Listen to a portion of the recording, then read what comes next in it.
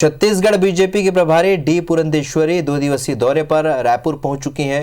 Airport में BJP कार्यकर्ताओं ने उनका भव्य स्वागत किया। प्रभारी पद पर नियुक्ति के बाद ये उनका पहला दौरा है। डी पुरंदेश्वरी के साथ ही सह प्रभारी नितिन नवीन भी रायपुर पहुंचे। दोनों नेताओं की सबसे पहले भाजपा प्रदेश अध्यक्ष और संगठन महामंत्री के साथ बैठक होगी। इसके बाद प्रदेश भाजपा और सभी मोर्चा पदाधिकारियों, जिला अध्यक्षों, कोर ग्रुप, सांसदों, विधायकों के साथ भी बैठक होगी। इन बैठकों में राज्य सरकार को घेरने और संगठन को मजबूत करने समेत कई मुद्दों पर चर्चा होगी। बैठक के बाद दोनों एक प्रेस कॉन्फ्रेंस भी करेंगे। वहीं दूसरे दिन यानी 8 दिसंबर को प्रदेश अध्यक्ष और संगठन महामंत्री के साथ बैठक के बाद दोनों नेता दिल्ली लौट जाएंगे।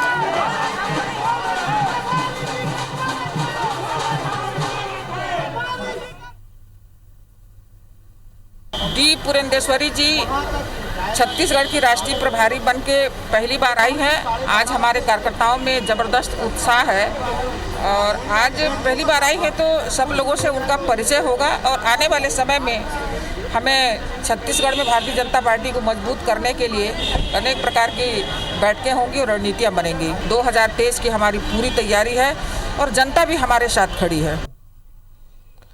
तो बीजेपी आलाकमान ने डी पुरंदेश्वरी को छत्तीसगढ़ का नया प्रभारी नियुक्त किया है और जाहिर सी बात है संगठन में बहुत सारे परिवर्तन भी यहाँ देखने को मिल सकते हैं। और जिस तरीके से बीते विधानसभा चुनाव में बीजेपी का खराब प्रदर्शन रहा, उसे लेकर भी वो चर्चा करेंगी। साथ ही किस तरीके से प्रदेश सरकार का विरोध किया जाए, किन किन मुद्दों पर विरोध किया जाए और किस तरीके का स्वरूप होगा विरोध का, इन तमाम विषयों पर भी वो चर्चा करेंगी, बैठकें करेंगी। आज और कल वो बैठकें करेंगी। तमाम स्तर के पदाधिकारियों और कार्यकर्ताओं से वो चर्चा करेंगी।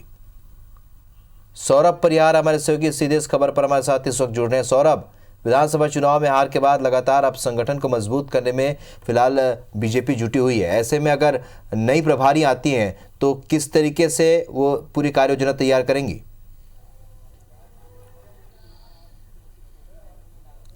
बिल्कुल, देखिए डी पुरंदेश्वरी का 2 दिवसीय रायपुर दौरा है और इस दौरान वो जो है सभी पदाधिकारियों से चर्चा करेंगी, वर्तमान और पूर्व पदाधिकारियों से चर्चा करेंगी और ये जानने की कोशिश करेंगी कि वर्तमान में संगठन की क्या स्थिति है और 2023 चुनाव के लिए क्या तैयारियां की जानी है। उसको लेकर जो है पूरी रूपरेखा तैयार की जाएगी और रणनीति तैयार की जाएगी। जिम्मेदारी जो है बड़े नेताओं को दी जाएगी कि आने वाले दिनों पर क्या करना है। और पिछले दिनों जब से 2 साल हुए हैं और जो बीजेपी है वो विपक्ष में है, तो इस दौरान इन्होंने क्या क्या काम किए हैं और आने वाले 3 साल अभी इन्हें और क्या काम किए जाने हैं, 2023 के मद्देनजर क्या काम किए जाने हैं, ये पूरा इसका रूपरेखा जो है तैयार किया जाएगा। लेकिन सबसे महत्वपूर्ण यही है कि अभी डी पुरंदेश्वरी जो है जो कुशाभाऊ ठाकरे परिसर है, प्रदेश भाजपा कार्यालय, वहां पर पहुंची हुई है और सभी बड़े नेताओं के साथ जो है वो बैठी हुई हैं। और जो पहली बैठक है वो कोर ग्रुप कमेटी की बैठक होगी। वो लगभग 12:30 से 1 बजे के बीच बैठक होगी। उसके बाद जो है विधायकों की बैठक जो है डी पुरंदेश्वरी लेंगे और आने वाले विधानसभा का जो शीतकालीन सत्र है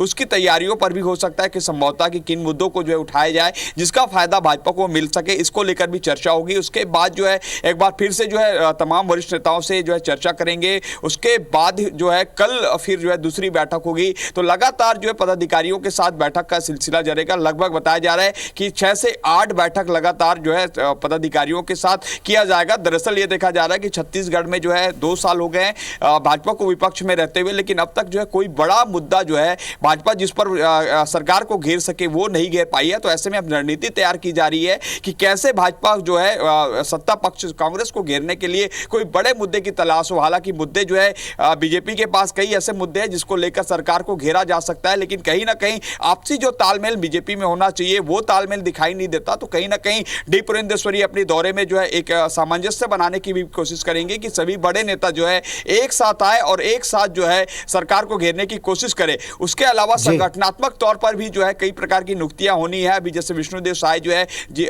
अपनी कार्यकारिणी बना तो चुके हैं, लेकिन और अन्य जगहों पर नियुक्तियां होनी है, उसको लेकर भी चर्चा होगी। उसके अलावा जो है मोदी सरकार के 2 साल के कार्यकाल को कैसे जो है जनता तक पहुंचाया जा सके, कैसे जो तुलनात्मक जो है छत्तीसगढ़ की सरकार और भारत सरकार जो मोदी सरकार है उसको बताया जाके ताकि इसका सीधा फायदा भाजपा को मिल सके। तो ऐसे तमाम जो है मुद्दों को लेकर चर्चा होगी और कुछ देर बाद बैठक अभी कोर ग्रुप कमेटी की पहली बैठक होगी। बिल्कुल, और जिस तरीके से बैठकें हो रही हैं साफ तौर पर ये नज़र आ रहा है सौरभ की तैयारियों में जुट चुकी है 2023 का जो चुनाव, विधानसभा चुनाव के लिए। डी पुरंदेश्वरी के बारे में अगर कहा जाए तो दक्षिण भारत में इन्होंने बेहतर तरीके से बीजेपी को, संगठन को खड़ा करने में अपनी भूमिका निभाई थी। क्या लगता है छत्तीसगढ़ के भीतर जिस तरीके से इस वक्त बीजेपी के हालात हैं, क्या कुछ रणनीति वो बना सकती हैं? क्या संगठन में फेरबदल तो खैर वो करेंगे, अपने हिसाब से टीम भी बनाएंगी?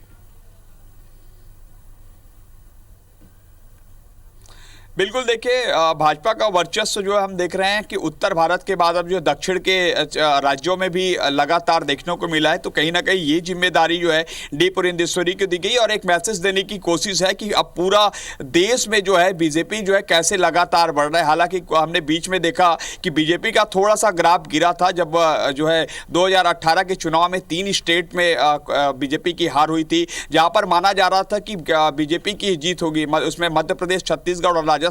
लेकिन तीनों जगह जो है बुरी तरीके से जो है भाजपा की हार हुई। लेकिन इसके बाद जो है हम देखें तो लगातार उसके जस्ट 6 महीने बाद जो है लोकसभा चुनाव हुए और लोकसभा चुनाव में जो है भारी सीटों से जो है सरकार में, केंद्र की सरकार में मोदी फिर से प्रधानमंत्री बने दोबारा। उसके बाद से एक बार फिर से लगातार जो है बीजेपी का जो जीत का परचम है वो देखने को मिल रहा है। और सबसे महत्वपूर्ण जो हमने तो 3 दिन पहले देखा जब ग्रेटर जो हैदराबाद में जो है 55 सीट के साथ जो है पूरी तरीके से नगर निगम को कब्जा करने की कोशिश की गई और लगभग वहां पर 28 विधानसभा और 5 लोकसभा है। तो ऐसे में बीजेपी की कोशिश है कि क्यों ना जो है बड़े चुनाव के साथ साथ छोटे चुनाव पर भी जो है फोकस किया जाए ताकि कार्यकर्ताओं को जो है उत्साह और जो जोश है वो बनाया जा सके। तो कुछ इसी तरीके की बातें भी छत्तीसगढ़ में है और छत्तीसगढ़ में आने वाले दिनों में कई तरीके के जो चुनाव होने हैं तो उस पर भी जो है तैयारियां की जा सकती है ताकि कार्यकर्ताओं में जो है 2023 से पहले जो जोश और उत्साह है वो बना रहे। बिल्कुल, और जिस तरीके से हैदराबाद में प्रदर्शन किया बीजेपी ने, उसके बाद लगातार हौसले बुलंद है और ऐसे में अगर नई प्रभारी आ रही है तो एक नई रणनीति के तहत काम करने की उम्मीद की जा सकती है कि छत्तीसगढ़ में भी अब बेहतर होता जाएगा बीजेपी का प्रदर्शन। इस चर्चा के लिए आपका बहुत बहुत शुक्रिया सौरभ। जारी है छत्तीसगढ़ प्रदेश पदाधिकारियों की बैठक में बीजेपी प्रभारी डी पुरंदेश्वरी मौजूद हैं। पूर्व सीएम रमन सिंह, नेता प्रतिपक्ष धर्मलाल कौशिक भी शामिल हैं। शाम 4 बजे से होगी बीजेपी जिला अध्यक्षों की बैठक। शाम 7 बजे बीजेपी कोर ग्रुप की बैठक होनी है। तो बीजेपी की अहम बैठक जारी है। रायपुर से बड़ी खबर, छत्तीसगढ़ के प्रदेश पदाधिकारियों के साथ बैठक। बीजेपी प्रभारी डी पुरंदेश्वरी रायपुर दौरे पर हैं और बैठक में पूर्व सीएम रमन सिंह, नेता प्रतिपक्ष धर्मलाल कौशिक भी शामिल हैं। शाम 4 बजे से होगी बीजेपी जिला अध्यक्षों की बैठक। शाम 7 बजे बीजेपी कोर ग्रुप की बैठक होगी।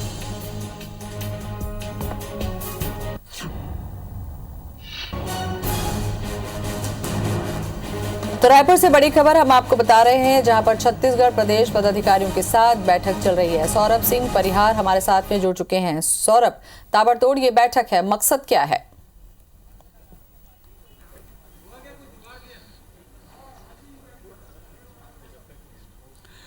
बिल्कुल, देखिए 2 साल से कांग्रेस यहाँ पर सत्ता में है जबकि 2 साल से यहाँ विपक्ष में है। तो ऐसे में अब राज्य सरकार की जो तमाम जो योजनाओं को लेकर भाजपा यहाँ पर हमला बोलने वाली है और उसकी तैयारियों को लेकर और उसके अलावा संगठनात्मक कैसे तैयारी की जाए ताकि 2023 का चुनाव जीता जा सके, क्योंकि 15 साल तक यहाँ पर भाजपा जो है सत्ता में रही, उसके बाद जो है विपक्ष में है। तो ऐसे में पूरी कोशिश की जा रही कि 2023 का चुनाव फिर से कैसा जीता जाए और सत्ता में वापसी की जाए और इसके अलावा संगठन को कैसे मजबूत किया जाए और क्या नियुक्तियां बेहतर हो सकती है, उसके अलावा केंद्र सरकार की योजनाओं को कैसे आमजनों तक पहुंचाया जाए। तो ऐसे 3 से 4 महत्वपूर्ण मुद्दे हैं जिसको लेकर ये बैठकें हो रही है और डी पुरंदेश्वरी का ये पहली बार आज छत्तीसगढ़ दौरा है। 2 दिनों तक ये बैठकें लेंगी। कई जो पदाधिकारी हैं उनसे चर्चा करेंगी। आज महत्वपूर्ण 3 बैठक हो रही है। पहले जो प्रदेश पदाधिकारियों की बैठक हो रही है और इस बैठक में डी पुरंदेश्वरी के साथ जो है पूर्व सीएम रमन सिंह, नेता धर्मलाल कौशिक, विष्णुदेव साय, सौदान सिंह समेत तमाम पदाधिकारी मौजूद है। शाम को 4 बजे सभी जिला अध्यक्षों की बैठक होगी। फिर शाम 7 बजे महत्वपूर्ण बैठक जो है कोर ग्रुप कमेटी की बैठक होगी और इस बैठक में जो है जो पिछले 2 साल में कामकाज किए गए हैं भाजपा के द्वारा राज्य सरकार को घेरने के लिए, संगठन में क्या क्या कामकाज किए गए, ये पूरी जानकारी दी जाएगी और हो सकता है कि आने वाले कुछ महीनों का टास्क जो है डी पुरंदेश्वरी के द्वारा भी दिया जाए, जो यहाँ के नेताओं को दिया जाएगा। सबसे महत्वपूर्ण कल की भी बैठक होगी जब पूर्व विधायकों की बैठक होगी, विधायक सांसदों के साथ बैठक होगी। उसके अलावा युवा मोर्चा, महिला मोर्चा और तमाम जो मोर्चा प्रकोष्ठ है उनके बैठक ली जाएगी। तो साफ तौर पर समझा जा सकता है कि 2 दिनों की ये बैठक जो है मैराथन बैठक होगी तमाम मोर्चा प्रकोष्ठ, विधायक, सांसद, पूर्व, ऐसे तमाम लोगों से चर्चा की जाएगी और एक 2023 का रोड मैप तैयार किया जाए कि किस जो है मुद्दे को लेकर यहाँ पर कांग्रेस को घेरने के लिए भाजपा आगे बढ़े और 2023 का जो चुनाव है वो जीता जा सके। कुछ देर पहले नेता प्रतिपक्ष धर्मलाल कौशिक ने स्पष्ट तौर पर कहा कि भाजपा के पास अब केवल 1000 दिन का समय बाकी रह गया है। ऐसे में पूरी कोशिश होगी कि एक एक दिन की कार्य योजना तैयार की जाए राज्य सरकार को कांग्रेस को घेरने के लिए और संगठन को मजबूत करने के लिए। तो साफ तौर पर समझ में आ रहा है कि आने वाले दिनों में कांग्रेस सौरभ, ऐसा लगता है कि इस बार जो चुनाव होंगे जिसके लिए अभी समय भी है, सौरभ, इस बार जो चुनाव होगा उसके लिए बीजेपी मुझे लगता है अभी से कमर कस रही है, उत्साह लाने के लिए।